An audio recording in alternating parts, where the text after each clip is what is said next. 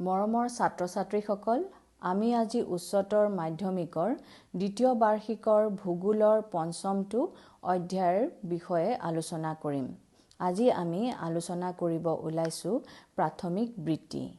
আমি প্ৰথমতে জানিব লাগিব বৃত্তি মানেনো কি? সকলো মানুহে জীয়াই থাকিবৰ বাবে বিভিন্ন কাম-কাজ কৰে আৰু এই কাম-কাজৰ পৰা যেতিয়া আয় উৎপন্ন হয় তেতিয়া তাকেই অৰ্থনৈতিক কাম-কাজ বা বৃত্তি বোলে। অৰ্থনৈতিক কাৰ্যক প্ৰাথমিক, দ্বিতীয়ক, তৃতীয়ক আৰু চতুৰ্থক হিচাপে শ্ৰেণীভুক্ত কৰা হয়। এই অধ্যায়টোত আমি প্ৰাথমিক বৃত্তিৰ ওপৰতহে আলোচনা কৰিম। প্ৰাথমিক বৃত্তিক ইংলিছত প্ৰাইমেৰী এক্টিভিটিজ বুলি কোৱা হয়। এই বৃত্তিটো অতি আদিম কালৰ পৰা চলি আহিছে। যিবোৰ বৃত্তি পৰিৱেশৰ ওপৰত প্ৰত্যক্ষভাৱে নিৰ্ভৰশীল সেইবোৰ বৃত্তিকে প্ৰাথমিক বৃত্তি বুলি কোৱা হয় আৰু যিসকল লোক প্ৰাথমিক কাম-কাজসমূহত প্ৰবৃত্ত হৈ থাকে তাক ৰঙা গলাবন্ধকধাৰী বা ৰেড কলাৰ কৰ্মী বুলি কোৱা হয়। চিকাৰ আৰু সংগ্ৰহ কৰা কাৰ্য, মাছ ধৰা, বন পালন বিদ্যা, কৃষি, খনন কাৰ্য আদি প্ৰাথমিক বৃত্তিৰ অন্তৰ্গত। এতিয়া আমি চিকাৰ আৰু সংগ্ৰাহক বৃত্তিলৈ আহোঁ। মানুহৰ প্ৰাথমিক বৃত্তিবোৰৰ ভিতৰত চিকাৰ আৰু সংগ্ৰহ বৃত্তিও অন্তৰ্গত। এই দুইবিধ মানুহৰ প্ৰাচীনতম জীৱিকা বুলিব পাৰি। মাংসৰ উদ্দেশ্যে নানা প্ৰকাৰৰ বন্যপ্ৰাণী বধ কৰাক চিকাৰ আৰু খাদ্য হিচাপে ফল, বীজ, শিপা আদি অৰণ্যৰ পৰা আহৰণ কৰা কাৰ্যক সংগ্ৰহ বোলে। অৱশ্যে সাম্প্ৰতিক কালত এই চিকাৰ আৰু সংগ্ৰহ কাৰ্যৰ মাধ্যমত আহৰণ কৰা দ্ৰব্যসমূহ খাদ্যৰ উপৰিও উদ্যোগৰ কেঁচামাল, বিপণন দ্ৰব্য, বস্ত্ৰ আৰু গৃহ নিৰ্মাণ আদি বহুমুখী উদ্দেশ্যত ব্যৱহাৰ কৰা হয়। বৰ্তমান সময়ত সংগ্ৰহ কাৰ্য ঘাইকৈ নিম্ন অক্ষাংশীয় অঞ্চল যেনে এমেজন, ক্ৰান্তীয় আফ্ৰিকা, অষ্ট্ৰেলিয়াৰ উত্তৰাঞ্চল আৰু দক্ষিণ পূব এছিয়াৰ ভিতৰুৱা ঠাইবিলাকত এনে বৃত্তি প্ৰচলন দেখা যায়। ভাৰতবৰ্ষত ঘনবসতিসমূহ আৰ্থিক কাম-কাজৰ ফলত অৰণ্যৰ সংকোচন ঘটাত চিকাৰ বৃত্তি সীমিত হৈ আহিছে। তাতে আকৌ পশু-পক্ষীৰ সংখ্যাও দ্ৰুত গতিত কমি অহাৰ লগতে বহুতো প্ৰাণী প্ৰজাতিয়ে বিলুপ্তি হৈ পৰিছে। সেয়েহে ভাৰতবৰ্ষত চিকাৰ কাৰ্য নিষিদ্ধ কৰা হৈছে। আৰু এটা প্ৰাথমিক বৃত্তি হ'ল পশুপালন। খাদ্য তথা ছাল বা চামৰাৰ বাবে মানুহে ঘৰতে জীৱ-জন্তু প্ৰতিপালন কৰা কাৰ্যকে পশুপালন বা পেষ্টৰেলিজম বুলি জনা যায়। পৰিৱেশৰ ভাৰসাম্যতাৰ ওপৰত নিৰ্ভৰ কৰি পশুপালন কৰা হয়। যি পৰিৱেশৰ লগত কোনো জন্তু খাপ খাব পাৰে তেনে পৰিৱেশতে পশুপালন কৰা হয়।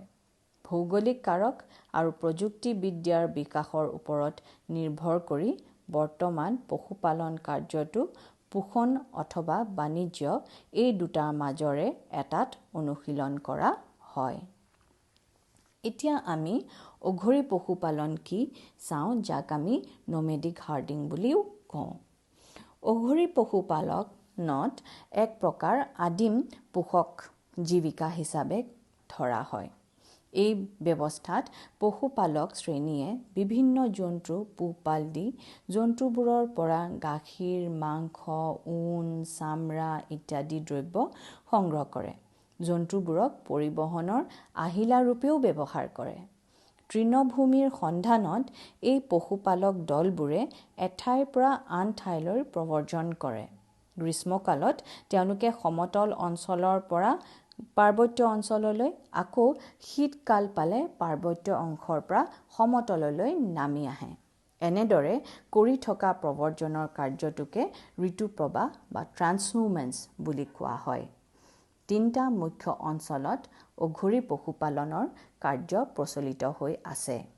কেন্দ্ৰীয় অঞ্চলটোৱে উত্তৰ আফ্ৰিকাৰ আটলান্টিক উপকূলীয় অঞ্চল আবৰি পূবফালে আৰব উপসাগৰ পাৰ হৈছে আৰু মংগোলিয়া আৰু মধ্য চীন দেশলৈ বিস্তৃত হৈ আছে। দ্বিতীয় অঞ্চলটো ইউৰেছিয়াৰ টুন্দ্ৰা অঞ্চলৰ ওপৰেৰে বিস্তৃত হৈ আছে। তৃতীয় অঞ্চলটোৱে দক্ষিণ গোলাৰ্ধৰ দক্ষিণ পশ্চিম আফ্ৰিকাৰ সৰু অংশ এটা আৰু মাডাগাস্কাৰ দ্বীপক সামৰি লৈছে। আৰু এটা প্ৰকাৰৰ পশুপালন হৈছে বাণিজ্যিক পশুপালন বা কমাৰ্চিয়েল লাইভষ্টক ৰিয়াৰিং। অঘোৰেই পশুপালনৰ বৃত্তিৰ তুলনাত বাণিজ্যিক পশুপালনত যথেষ্ট পৰিমাণে সুসংহত আৰু মূলধন কেন্দ্ৰিক জীৱিকা ৰূপে চিহ্নিত কৰা হয়। এই পদ্ধতিত বিস্তৃত অঞ্চলব্যাপী উন্নত মানৰ তৃণভূমিক কেইবাটাও ভাগত বিভক্ত কৰি বেৰা দি ইয়াৰ একোটা খণ্ডত ধাৰণ ক্ষমতা অনুসৰি নিৰ্বাচিত প্ৰজাতিৰ পোহনীয়া জন্তু মেলি দিয়া হয়। এই পশুপালনৰ অন্যতম বৈশিষ্ট্য হ'ল এখন ক্ষেত্ৰত মাত্ৰ এজাতি পশুৰহে লালন পালন কৰা হয়। এই পশুপালনত ঋতু প্ৰব্ৰজনৰ কোনো ব্যৱস্থা নাই।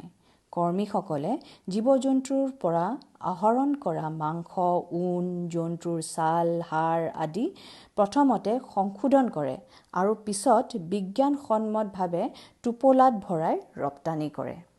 তেওঁলোকে জন্তুবোৰৰ প্ৰজনন, বংশগতিৰ শ্ৰীবৃদ্ধি, বেমাৰ-আজাৰক নিয়ন্ত্ৰণত ৰখা আৰু আন স্বাস্থ্য সম্পৰ্কীয় যত্নৰ ওপৰত প্ৰধানকৈ গুৰুত্ব আৰোপ কৰে। বাণিজ্যিক পশুধন পালনৰ অনুশীলনত আগৰণুৱা দেশসমূহ হ'ল নেদাৰলেণ্ড, অষ্ট্ৰেলিয়া, আৰ্জেণ্টিনা, আমেৰিকা যুক্তৰাষ্ট্ৰ ইত্যাদি। আৰু এটা প্ৰাথমিক বৃত্তি হ'ল কৃষিকাৰ্য। কৃষি শব্দৰ অৰ্থ হ'ল কৰ্ষণ অৰ্থাৎ খন্দা। ইংৰাজী ভাষাতো এগাৰ শব্দটো মাটি আৰু কালচাৰ শব্দই খনন অৰ্থকে বুজায়।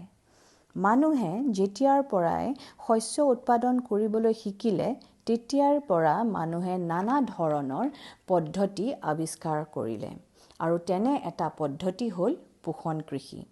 পোষণ কৃষি পদ্ধতি কৰ্ষণ কৰি থকা অঞ্চলটোত স্থানীয় সকলোবোৰ শস্য নতুবা তাৰ বেছিভাগকে সামৰি লয়। পোষণ কৃষিক দুটা ভাগত বিভক্ত কৰিব পাৰি: আদিম পোষণ কৃষি আৰু গহন পোষণ কৃষি। এতিয়া আমি আদিম পোষণ কৃষি কি চাওঁ। আদিম পোষণ কৃষিক স্থানান্তৰী বা ঠাই সলনি কৃষি বুলিও কোৱা হয়। এই কৃষি ক্ৰান্তীয় অৰণ্য অঞ্চল আৰু পৰ্বত পাহাৰৰ ঢালসমূহত সৰহ পৰিমাণে দেখা যায়। এই কৃষিৰ বাবে পোনপ্ৰথমে খেতি কৰিব বিচৰা অঞ্চলটোত গছ-গছনি কাটি জুই জ্বলাই পুৰি পেলোৱা হয়। গছ-গছনি পুৰি পেলোৱা ছাইখিনি মাটিৰ সাৰুৱা গুণ বৃদ্ধি কৰি তোলে। ইয়াত বিভিন্ন প্ৰকাৰৰ শস্য, বিশেষকৈ আলু, কচু, আদা জাতীয় শস্যৰ খেতি অধিকভাৱে কৰা দেখা যায়। একেৰাহে 2 বছৰ মান খেতি কৰাৰ পিছত এই মাটিৰ সাৰুৱা গুণ একেবাৰে নাইকিয়া হৈ যোৱাৰ বাবে এই কৃষিভূমি পৰিত্যাগ কৰা হয়। ভাৰতবৰ্ষৰ উত্তৰ-পূব ৰাজ্যসমূহত ইয়াত ঝুম খেতি বুলি কোৱা হয়। মধ্য আমেৰিকাত আৰু মেক্সিকোত ইয়াক মিল্পা নামেৰে জনা যায় আৰু ইণ্ডোনেছিয়া আৰু মালয়েছিয়াত লাডাং নামেৰে প্ৰচলিত। এই কৃষিৰ নানা প্ৰকাৰৰ কুপ্ৰভাৱ আছে। এইবোৰৰ ভিতৰত অৰণ্য ধ্বংস, প্ৰদূষণ, ভূমিক্ষয় আদি অন্যতম। সেইকাৰণে আমাৰ দেশত চৰকাৰীভাৱে এই খেতিৰ প্ৰচলন বন্ধ কৰা হৈছে। ইয়াৰ পৰিৱৰ্তে পৰ্বত পাহাৰৰ ঢালত আজিকালি ঝুম খেতিৰ পৰিৱৰ্তে বেদিকা কৃষিৰ প্ৰচলনৰ ওপৰত অধিক গুৰুত্ব দিয়া হৈছে। পোষণ কৃষিৰ আন এটা প্ৰকাৰ হৈছে গহন পোষণ কৃষি। বিস্তৃত এক অঞ্চলত বহু বেছি পৰিমাণে খেতি যেতিয়া কৃষকে কৰে তাক গহন পোষণ কৃষি বুলি কোৱা হয়। এই কৃষি 2 প্ৰকাৰৰ। প্ৰথমটো হৈছে আৰ্ধ ধান খেতিৰ আধিপত্য থকা গহন পোষণ কৃষি। এই কৃষিত ধান খেতি প্ৰধানকৈ কৰা হয়। এনে পদ্ধতিত যন্ত্ৰপাতিৰ প্ৰয়োগ সীমিত আৰু বেছিভাগ কাম-কাজ শ্ৰমিকসকলে দৈহিক শক্তি প্ৰয়োগ কৰিহে কৰে। অসম আৰু ম্যানমাৰৰ ধান খেতিৰ এই কৃষিৰ উৎকৃষ্ট উদাহৰণ। আন এটা গহন পোষণ কৃষিৰ নাম হ'ল ধানৰ বাহিৰে অন্য শস্যৰ আধিপত্য থকা গহন পোষণ কৃষি। যিবোৰ অঞ্চলত কিছু ভৌগোলিক কাৰণৰ কাৰণে ধান উৎপাদনত অসুবিধা সৃষ্টি কৰে, তেনে অঞ্চলত ধানৰ বাহিৰে গম, সয়াবিন, বাৰ্লি, মিলেট আদি খেতি কৰা হয়। চীন দেশৰ উত্তৰাঞ্চল, মাঞ্চুৰিয়া, উত্তৰ কোৰিয়া, জাপানৰ উত্তৰ অংশত আৰু ভাৰতবৰ্ষত সিন্ধু গংগা সমভূমিত এই খেতি প্ৰচলিত হৈ আছে। ছাত্ৰ ছাত্ৰীসকল, আজিৰ ভিডিঅ'টোত আমি এইখিনিকে আলোচনা কৰিলোঁ। আশা কৰোঁ এই ভিডিঅ'টোৰ পৰা তোমালোকে উপকৃত হ'বা। ইয়াৰ পিছৰ ভিডিঅ'টোত আমি আৰু বহু ধৰণৰ কৃষি পদ্ধতিৰ বিষয়ে আলোচনা কৰিম। ধন্যবাদ।